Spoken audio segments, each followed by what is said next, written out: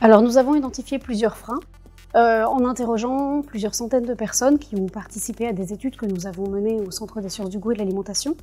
Donc tout d'abord, quand on demande aux personnes de créer un menu à partir de différentes options qu'on leur propose, on se rend compte que dans la plupart des cas, dans plus de la majorité des cas, ils composent leur menu en partant de la viande ou du produit d'origine animale.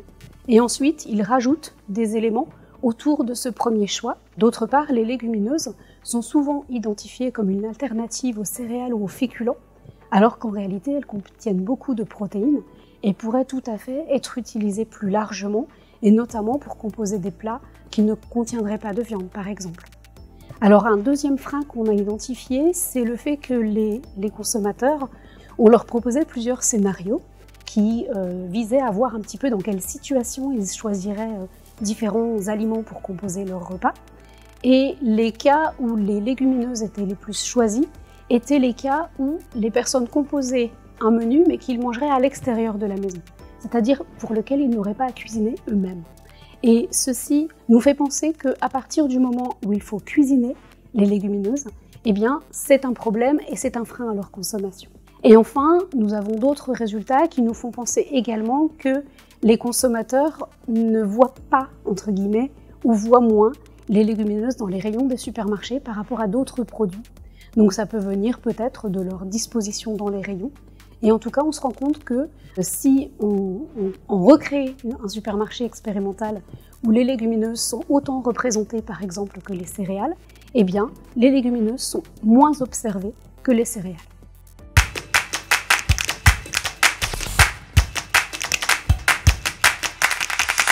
Les légumineuses, déjà de manière générale, elles ont deux grands points forts.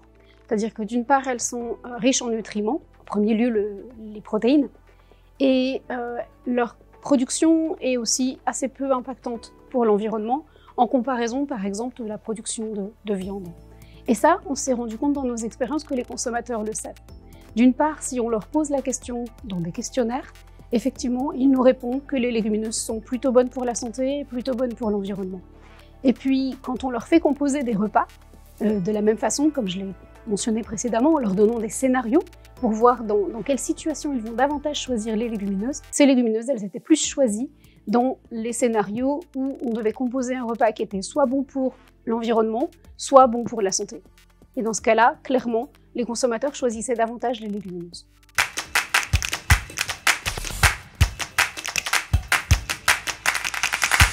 Tout d'abord, la praticité. Clairement, le fait de devoir préparer les légumineuses à la maison, c'est un frein.